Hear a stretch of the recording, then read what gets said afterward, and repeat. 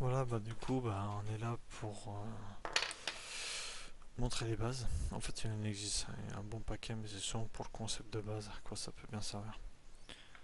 Vous allez avoir des bases en fait, vous allez incorporer directement les résistances. Comme j'ai demandé parce que ça sert pas à grand chose, voilà. Et une base en fait, c'est, comme j'ai dit, pas une, on peut mettre plusieurs choses dessus. Voilà, la base va être constituée du pin, voilà, qui va être là. C'est un pin contact en fait. Je sais pas si je peux le sortir pour vous montrer.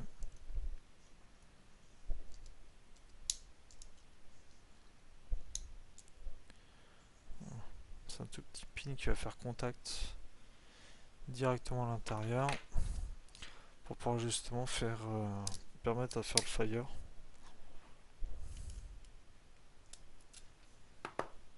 Voilà. C'est une toute petite pièce comme ça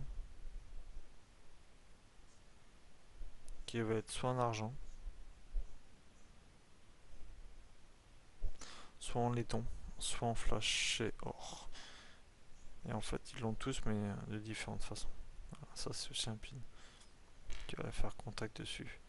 Et pour ça, comment ça marche? En fait, vous allez avoir un joint à l'intérieur qui va être soit en téflon, soit en PEC, soit en. On appelle ça en plastique, mais c'est un plastique isolateur spécial. Je sais plus comment ils appellent ça. Mais bon, vous allez avoir un joint d'isolation. Voilà.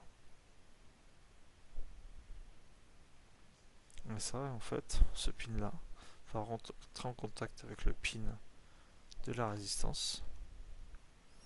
Et tout le monde va me dire, oh mais il faut un plus et un moins pour faire ça. Pour faire contact, oui. En fait, le pin, celui-là va rentrer en contact avec celui de la box. Une petite box.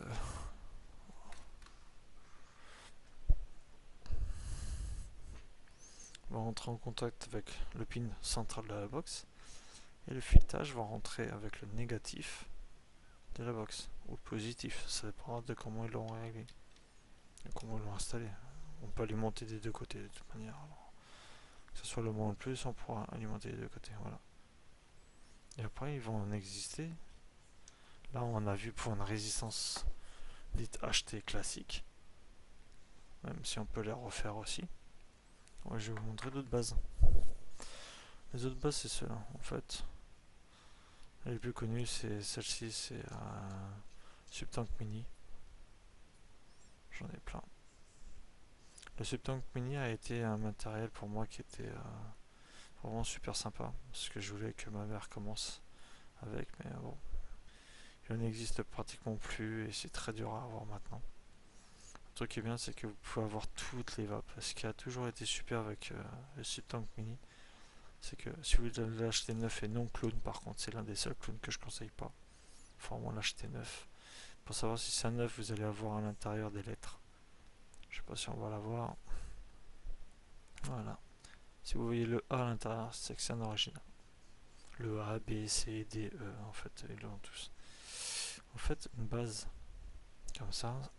Ah bah tiens, j'ai plus le droit du premier coup, cool. Ah, ouais, parce qu'en fait, les stations. Ah non, ça va être le bordel. Ok, je vais me niquer. Voilà. Vous allez pouvoir aussi dévisser la centrale, mais bon. Tous se dévissent, tout se change dans celui-là. Et voilà. Avec quoi j'ai commencé. Un pin positif, un pin négatif, et c'est réglé. Le câble central, les deux petits trous pour mettre le coton. Et là, vous pouvez faire vous-même votre résistance. Il faut savoir quand même que c'était vraiment du matos pas cher, qui consommait vraiment très peu, et ce qui vous permettait de pouvoir justement avoir une bonne vape équilibrée. Avec celui-là, vous pouvez faire les deux.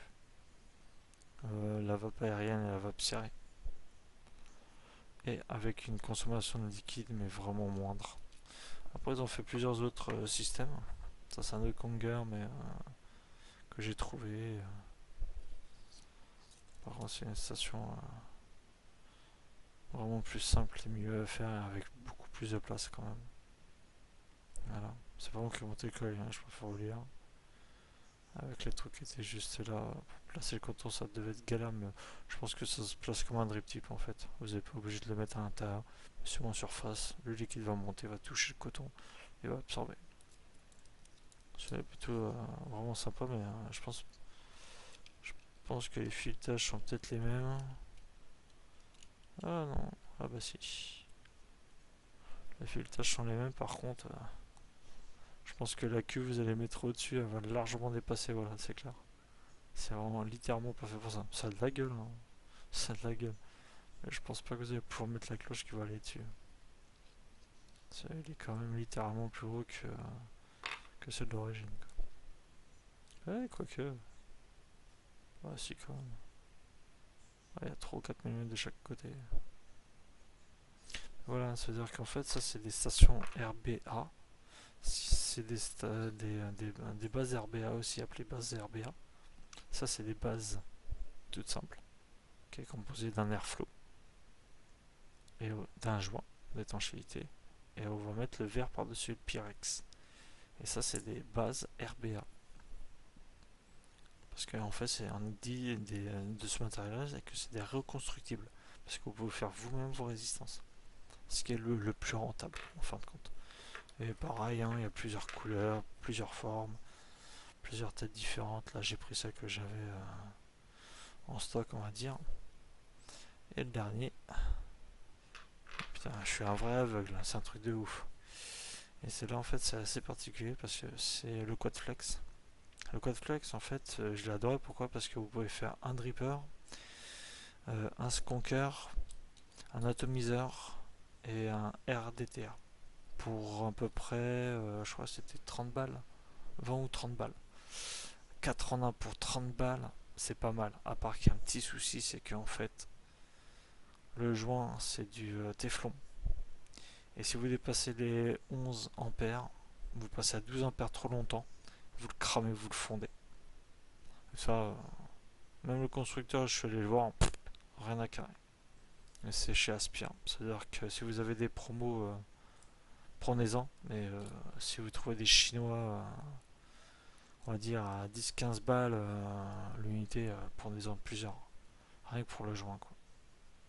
En fin de compte, celle-là, enfin, c'est une base qui va prendre soit la résistance, pour pouvoir le transformer en atomiseur. Voilà, comme ça. Ça, je pourrais largement le vendre en ato, hein. Il n'y a plus qu'à acheter la résistance en centrale et c'est réglé, vous avez votre ato. Et aussi, ce qui reprend bien, qui est bien compatible, c'est le Protix. Vous mettez cette partie-là, vous achetez la résistance et c'est réglé. Ça passera tout seul. Mais le vendre comme ça, les gens vont croire qu'il manque une pièce. Et là, ça risque d'être compliqué à leur expliquer. Mais en fait, la résistance, elle incorpore la cheminée d'évacuation et tout ce qui va avec. Ce qui est plutôt super pratique. D'où le prix un petit peu plus cher des résistances. Et je crois même que lui, c'est encore un drip type propriétaire différent. Ça le joint à l'intérieur dessus. Et quand il est pris dans la base, dans le top cap. Ce qui est plutôt assez bizarre. Pourquoi on peut tourner ça?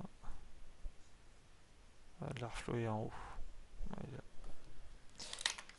Du coup, on se retrouve avec cette partie-là, avec celle-là, pour pouvoir le modifier et le passer directement en RDTA. Encore une base encore différente. Pourquoi? Parce que les autres, on peut mettre la résistance, plus les stations RBA, et là, sa station RBA, elle est là. Elle est carrément plus grosse que les deux autres qu'on a vues. Voilà. En fait, c'est plus de l'agrandissement et de la réduction, mais le matos, une fois que vous connaissez le système de 1, vous l'avez déjà fait, tous les autres sont exactement identiques. À part que les coffres, vous allez les mettre différemment et ainsi de suite, mais le principe est le même. C'est pour ça qu'on a beaucoup de copies, qu'on a beaucoup de matériel différent et que, voilà.